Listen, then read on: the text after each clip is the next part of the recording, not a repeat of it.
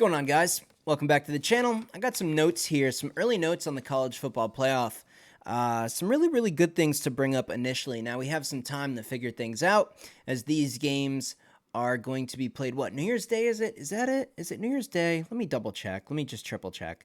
Having a mind blank here. It's a little bit late at night. Forgive me, but I want to get the video out nice and early. We're going to have a few videos. We're going to have a bunch of videos on the college football playoff. Both rounds, both games, championship game, all that stuff. Let me just double check here. Where are we at? Yeah, January 1st, so New Year's Day. New Year's Day. That's what I thought. That's what it usually is. Some really interesting notes and trends and things I want to bring up in today's video. Before we get into these two games and into some stats and into some initial gut feelings about these two games, make sure you are subscribed to my channel. Make sure you check out the links in the description. My TikTok is pretty important. You can find my Twitter as well, but I've been giving out a lot of plays on TikTok. And today, NFL, a perfect 4-4, a 4 for 4 on TikTok, including some big plus money plays. By the way, I am now on Underdog Fantasy. I'll be having a weekly Underdog Fantasy segment. So go ahead and download Underdog Fantasy if you do have it available in your state. It's available in most states. Just double check. And you can use code DRDOG for a very good promotion to give you some extra money to play with. You can find that link in the description as well. But yeah, the TikTok's been cooking, guys. I said Niners minus 2.5, which was one of the official plays here on the channel. I said take the Niners minus 9.5. Take an alternative spread for big plus money. I went on TikTok live at halftime during the Steelers game. Said take Arizona at plus money on the money line. And then I gave out the Underdog Fantasy lineup, which was a $50 entry to win $300, and it cashed. So doing really well here. It was a great day in the NFL for me personally. The official plays that we have here on the channel still are yet to finish. We got some action in the Jags game tomorrow. So we'll see how we do in that. These are the official plays, by the way. If you're new to my channel, these are regular season official plays for both college and NFL. You can see the winning percentages and the records behind me.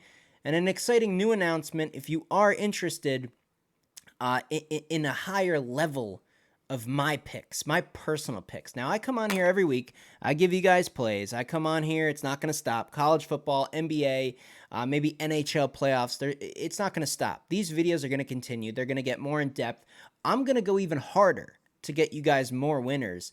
But if you're interested in some of the juiciest gravy train bets that I can find, that I bet personally, those are only going to be available through membership here on the channel. So you can join, you can become a soldier of my channel here on YouTube for less than $1 a day. I put it at $29 and it's a full month.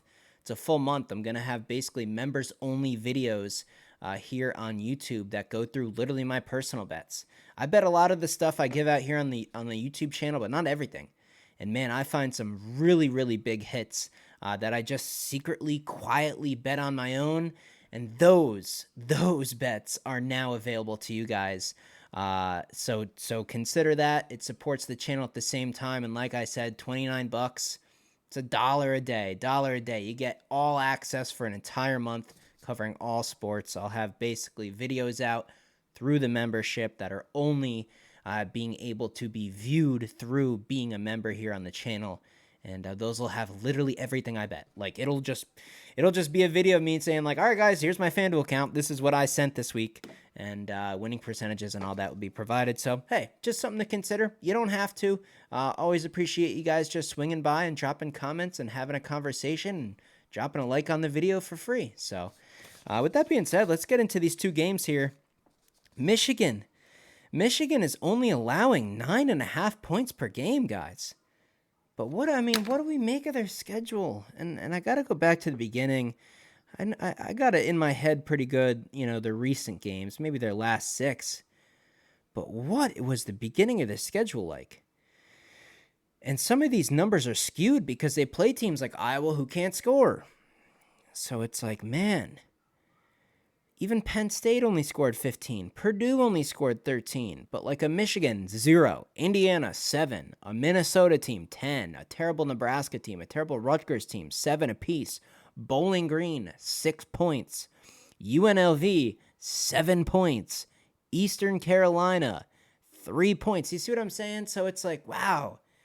And they got to play Alabama, who just seems to get better and better. And at this point, it's like that pass at the end of the Auburn game, which we all know, if Auburn got the victory in that game, and Alabama still went on, beat Georgia, won the SEC championship game, to have 2 losses for how close that decision by the committee was to go Florida State or Bama, if Bama didn't have that game-winning pass in Auburn, 10-2 SEC champ, wouldn't have cut it. They wouldn't have made it. So is it at this point that we just sort of accept that it's just destiny? That pass, that historic win for Alabama to win that game, does that mean they're just going to keep winning now? Does it mean the championship is just theirs for the taking? They're currently a 2-1 favorite. Maybe that's something to consider at plus 200 Alabama to win it all. I think Michigan's in trouble here. I mean, Michigan averages only 26 and just over 26 penalty yards per game, though.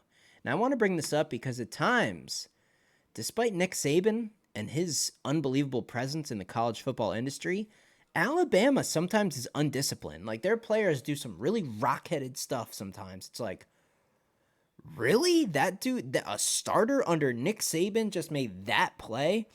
So, I don't know, man. I looked up the last 28 games. Alabama is 8-20 against the spread when they're facing a team that basically is well coached. When they're facing a team that averages under 42 penalty yards per game, Alabama under Nick Saban is 8-20. That's not very good against spread.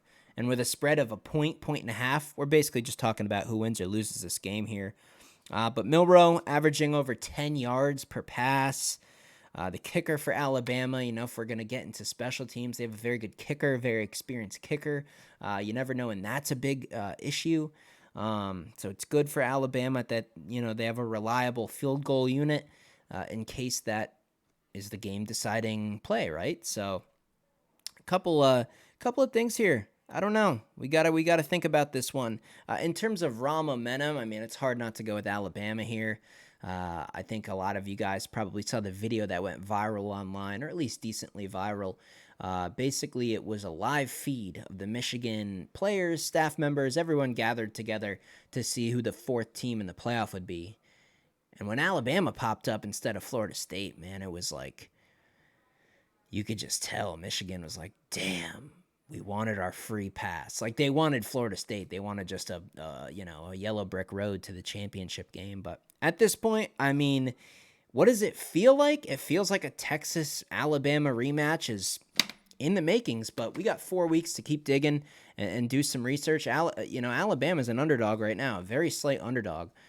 So it's certainly not by a large stretch, just the time to blindly bet the Tide here. Got to dig into it for a few more weeks. And, we'll have a few more videos out. We'll get dialed in on both of these games. The other thing is this Texas game I find a little bit more interesting because I think it's going to be competitive. The Michigan-Alabama game I think could get a little out of control. I mean, Iowa, in my opinion, if they were even half competent offensively, it was 10-0 at half. It was only 10-0 at halftime, and 7 of those 10 points that Michigan got essentially were off a run back, right? Special teams got them, what was it, to like the 3-yard line or something, and then they just punched it in. So really, looking at it, first half, it's pretty competitive. I don't think Iowa's very good. Alabama, significantly better than Iowa, but Texas game's interesting. Washington, they're definitely going to play the disrespect card as long as they can. People keep counting them out. They're an underdog in this game, and I think they love the spot that they're in. I think they've sort of embraced this disrespected underdog role, and that is dangerous for Texas. I think Oklahoma State was extremely fraudulent at their record and being in the championship game for the Big 12, so I didn't put too much stock into the beating that Texas gave them. Mike Gundy's a good coach, and that was actually the first game that Sarkisian beat Gundy in. So I guess that's impressive for Texas, but I'm not. Their last two games, they win in impressive fashion, but Texas Tech, Oklahoma State, how good are those teams? Washington, boy, they have a lot of experience in close games. And with a spread of 4.5, is that going to benefit them again? I mean, they've figured out a way to where if the game is close and they're in this thing and they have a chance at the end, it seems like they pull it out. Texas, though, potent offense. Texas only gives up just under 81 rushing yards per game. That's good for fourth in the country. So if Washington can't run the ball and they become one-dimensional and Texas is scoring, I don't know. I just don't know the chances that Washington's going to be able to come back. Washington needs to kind of get up and stay up. If they get down 10 to Texas, it's probably a wrap. Now the spread's 4.5. That's a different story. You can always get back to our covered. We're going to look into the data. We're going to look into the stats. We're going to look up trends. We're going to dig into these games. We got time to do it, so we're going to take full advantage of the time window we have. I think it'd be a big mistake just to say, well, I don't know. Alabama kind of feels like destiny, and Texas looked good in their last two games, so I'm just going to take Texas against the spread and Alabama against the spread. I don't think it's that easy. You never know, so we're going to keep digging here, and we got 4 weeks to get this thing dialed in. So I hope you guys are excited. I'm excited. It's going to be a good playoff regardless of who wins. And the NFL, man. The NFL. We're really getting into the meat and potatoes of the NFL.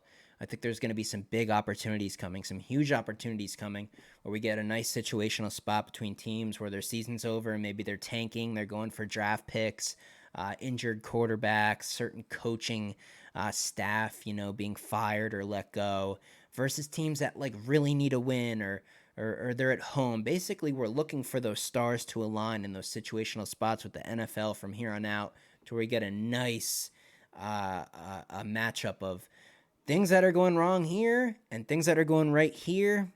They hit each other face to face, and it's just an overwhelming advantage. I mean, Pittsburgh losing Kenny Pickett, they've looked horrible. They've been kind of fraudulent this whole time. Is Pittsburgh going to absolutely unravel? They still have a good record. They just lost to the Cardinals, so maybe situations like fading Pittsburgh throughout the rest of the year could really be a big moneymaker for us. So a lot of stuff coming in here on the channel. Again, consider joining my channel, joining the members only part, and becoming a soldier is what I've been calling it. When you guys join the membership, you'll become a soldier. So we're attacking the sports book. We want to take them down. We want to make as much money off these guys as we can. And we've been doing that for a long time. So winning's going to continue.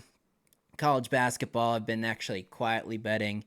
How long is this video? Do I want to pull up all my bets recently? 13 minutes? No. I'll save it for another video, guys, but I've been doing really well in college basketball. I've just been betting it quietly. I want to get completely dialed in to where my winning percentage is around 60 before I start suggesting picks and coming on here and start diving into basketball. But again, look forward to everything coming up here on the channel. Underdog fantasy lineups, basketball in the mix. It's going to go crazy. We're going to go absolutely crazy this year, and it's going to be awesome. Hopefully you guys will be along for the ride. I'll see you in the next video.